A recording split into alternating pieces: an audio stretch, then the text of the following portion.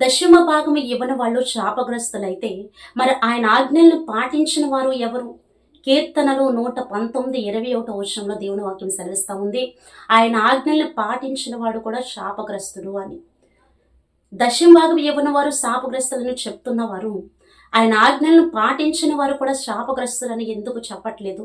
ఆనాడు ఇశ్రాయేలు ప్రజలు 10వ వంతు ఇచ్చినా సరే దేవుని ఆజ్ఞలు కలిగి జీవించలేదు కాబట్టి ఆయన బబులోని దేశానికి బానిసలుగా ఇశ్రాయేల్ ప్రజల్ని పంపించేశారు. ఇక్కడ ఇవ్వడం మాత్రమే ఇంపార్టెంట్ అనుకుంటే చాలామంది ఇస్తున్నారు, ఇచ్చి దేవునికి విధేయత కలిగిన జీవితం కాకుండా అవిధేయత కలిగిన జీవితం జీవిస్తూ ఉన్నారు.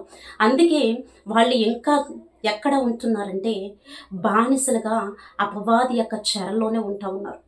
మనం నేర్పించాల్సింది దశమ భాగాల గురించి, ఆ దశమ భాగం ఇస్తేనే ఆశీర్వదించబడతాం అనే దాని గురించి మాత్రమే కాదు, కానీ దేవుని ఆజ్ఞలు కలిగి జీవించాలి.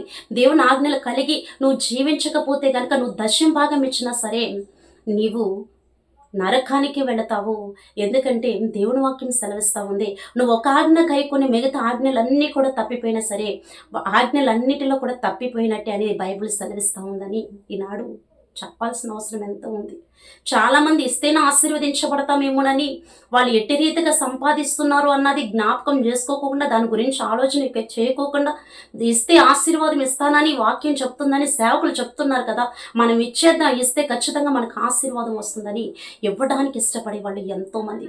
నిజంగా చెప్తా ఉన్నానండి, అనుదినము దేవుని వాక్యం ధ్యానిస్తూ దేవుని సన్నిధిలో ప్రార్థిస్తూ మారు మనసు పొంది పశ్చాత్తాపపడే వ్యక్తికి దశమ భాగం ఇవ్వాలో లేదో తెలియదండి. ప్రతిసారి ఇవ్వకపోతే నువ్వు శాపగ్రస్తుడివి, నువ్వు శాపగ్రస్తురాలు అని చెప్తేనే ఇస్తారా? దేవుని వాక్యం తెలిసిన వారు హృదయపూర్వకంగా ప్రభువైన యేసుక్రీస్తు అని స్వరక్షకుడిగా అంగీకరించి పాత రోత జీవితాన్ని విడిచిపెట్టుకొని క్రీస్తునందు నూతనంగా జన్మించిన వ్యక్తికి, బైబిల్ చదువుతున్న వ్యక్తికి దశమ భాగం ఇవ్వాలో లేదో తెలియదా? నిజంగా అతని హృదయము దేవుని చేత గద్దించబడితే అతనికి ఇవ్వాలో లేదో తెలియదండి. ప్రతిసారి దశమ భాగం ఇవ్వని వారు శాపగ్రస్తులని చెప్తేనే ఇస్తారా?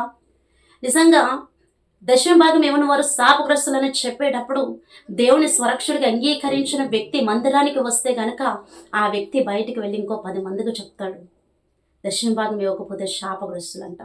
ఆ చర్చ ఎక్కువ ధనము గురించి ప్రస్తావన చేస్తూ ఉంది, అక్కడికి వెళ్ళనవసరం లేదని ఇంకో 10 మందికి ఆ విషయం చెప్తారు. అప్పుడు క్రీస్తులోకి నడవాల్సిన ఆత్మలు నరకంలోకి వెళ్ళిపోతూ ఉంటాయి. నువ్వు చెప్పాల్సింది అది కాదు, ముందు నీ హృదయం ఇవ్వు, దేవుని ఆజ్ఞలు కలిగి జీవించు.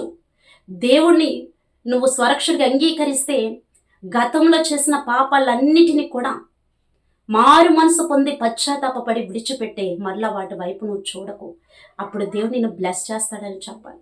కానీ నాడు అది మానేసి దశమ భాగం ఇస్తేనే నువ్వు ఆశీర్వదించబడతావు, లేదంటే నువ్వు శపించబడతావని ఎంతోమంది చెప్తా ఉన్నారు. నిజంగా ఇవ్వలేని దీన స్థితిలో ఉన్న విశ్వాసులు ఆ మాట విన్నప్పుడు వాళ్ళ పరిస్థితి ఎలా ఉంటుందండి? అంటే నేను ఆశీర్వదించబడకపోవడానికి కారణం దశమ భాగం ఇవ్వకపోవడం వల్లనేనా? నేను దశమ భాగం ఇస్తే ఖచ్చితంగా ఆశీర్వదించబడతానా? మరి ఇచ్చే స్తోమత నాకు లేదే, ఆర్థిక ఇబ్బందులతో నేను నలిగిపోతూ ఉన్నాను, కుటుంబాన్ని పోషించుకోవడానికి నేను ఎంతో కష్టపడుతూ ఉన్నాను, ఇంకా దశమ భాగం ఇవ్వడానికి నేను ఎక్కడి నుంచి తెచ్చాను? నేను దశమ భాగం ఇవ్వకపోతే ఎప్పటికీ నేను ఆశీర్వదించబడలేనా అని ఆ వ్యక్తి ఆలోచన కలిగి ఆ వ్యక్తి హృదయం దేవునికి విరోధంగా మారితే బాధ్యత ఎవరిదండి? ఎవరు తీసుకుంటారు ఆ బాధ్యత? ఆశీర్వాద వచనాలు పలికే నీవే అస్తమానము శపించబడతావు శపించబడతావు అంటే నీ వద్దకు వచ్చే విశ్వాసులకు అది ఆశీర్వాదమేనా?